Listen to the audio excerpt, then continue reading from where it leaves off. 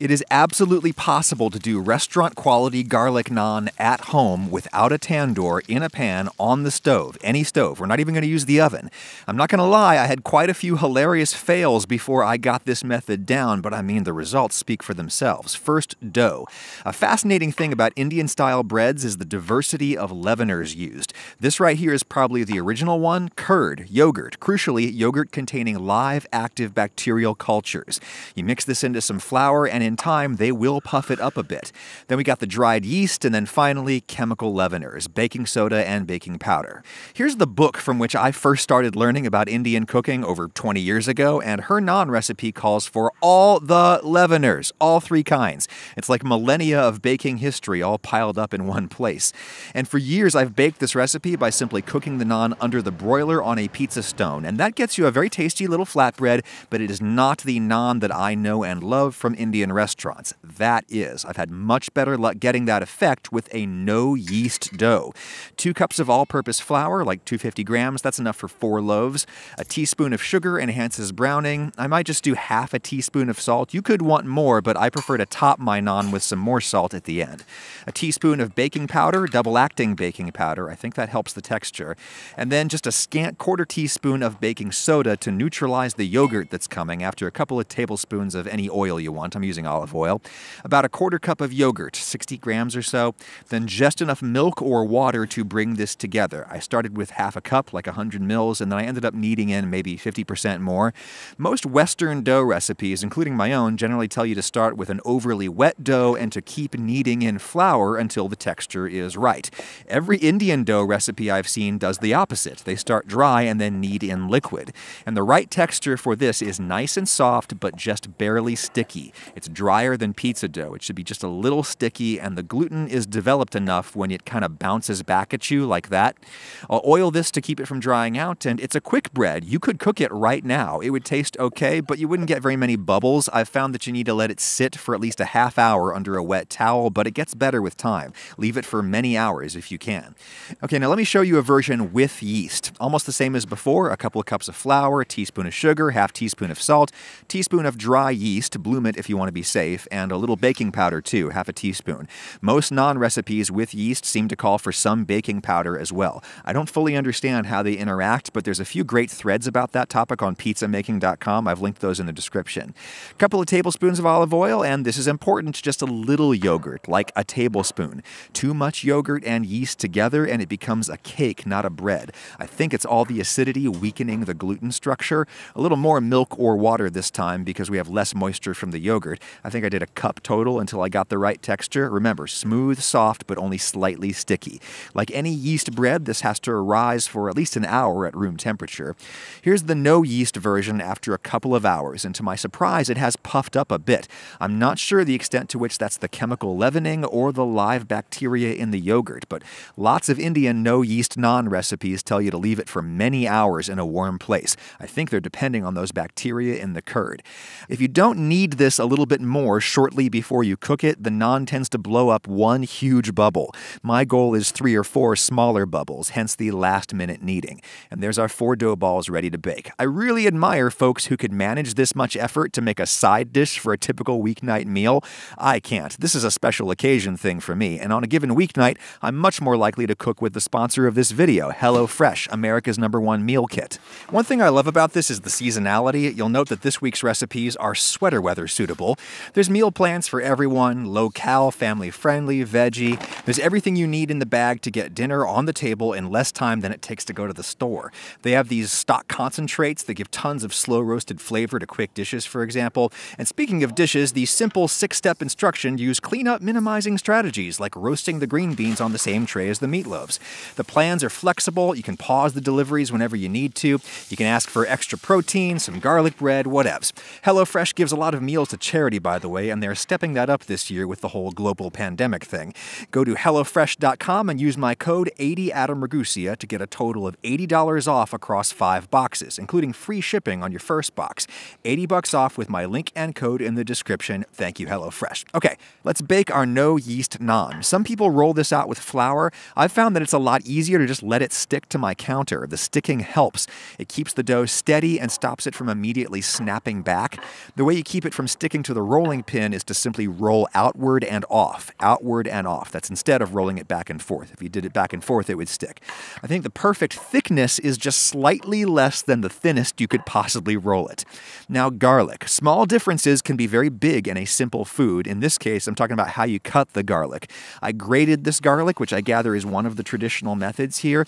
Chopped garlic gives you pebbly pieces that tend to fall out of the bread. Thin, stringy pieces from a grater or from a garlic press seem to adhere a lot better. Crushing it with salt would give you a similar effect as well. Thin, stringy pieces that stick well to the dough.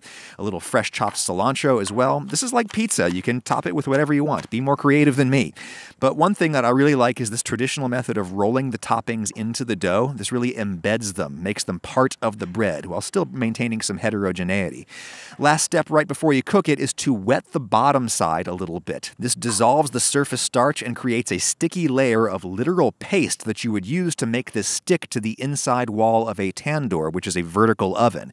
In our case, we want it to stick to a cast iron skillet on medium heat. Every stove is different. I've found that medium or a little less than medium is the right temperature on my stove, but that took experimentation to find out. To do this method, an Indian cook might use a flat, round griddle pan called a tawa. It's a pan with no sides. I found that my cast iron skillet works pretty well too. Stainless steel has not done as well for me, but maybe you could make it work. This method depends on the dough sticking to the pan, so we can't unstick it to check the bottom. We just have to guess when it's cooked, and that took me a lot of practice. After just a minute or two, you should see some bubbles blowing up. I am not sure the extent to which those bubbles are from the double-acting baking powder reacting at high heat to make carbon dioxide, or if they are simply steam from inside or underneath the dough.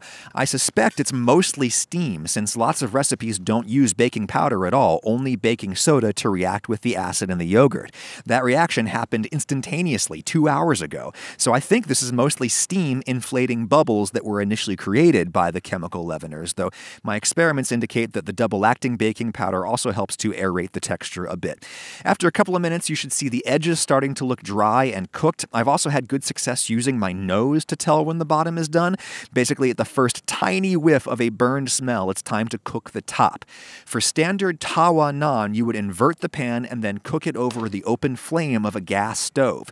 But I found that it works just as well with a cast iron skillet and just as well on my electric resistance coil stove. I just jack the heat all the way to high and rest the upside down pan right over the burner. The only kind of stove this wouldn't work on is an induction stove, because induction doesn't heat the air. I'll give the induction folks an option later. I want to see some smoke coming out. My goal is to get some singeing on the bubbles while the rest of the surface should still look almost raw.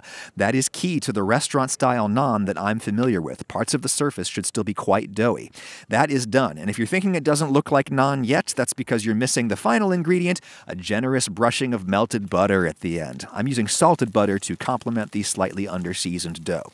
The final remaining challenge is to unstick the bread from the pan. It'd be a lot easier to scrape this out of a tawa, which has no sides to get in your way. And yeah, this one is gonna stick on me. You know what I realized? I baked like 50 naan in a weekend to prep for this video, and I'd really messed up the seasoning coat on my cast iron. So I did a very quick re-seasoning. Clean pan on high, a little spray of oil, wipe it thin, let it burn until it stops smoking.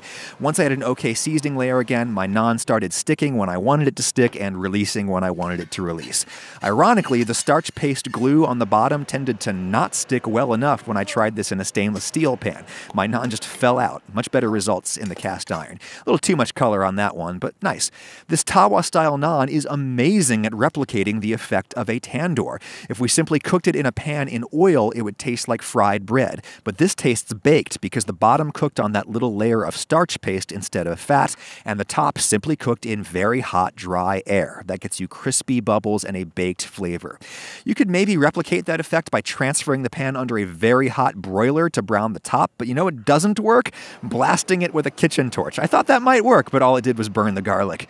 Now, for some reason, the no-yeast dough seems to work better for tawa-style naan. Most recipes for tawa naan that I've seen call for no yeast. I'll show you what the yeast dough does with this method. I'll knead it again after a couple hours of rising, divide it into balls, and then proof them for a little bit, at least 15 minutes to get a second release of gas. Oh, by the way, you have to give the pan a very quick wash and dry after each naan that you cook. A lot of residue from the previous naan could interfere with the sticking process. Back to my yeast dough. I'll roll one out and top it as before, wet at the bottom to make it sticky. On the pan it goes. And for me, the yeast dough just tends to puff up evenly, lots of tiny little bubbles all the way through. I'm not getting any giant bubbles that will go crisp when I invert the pan and brown the top. I've also found that for some reason the yeast dough doesn't stick quite as securely. Gah!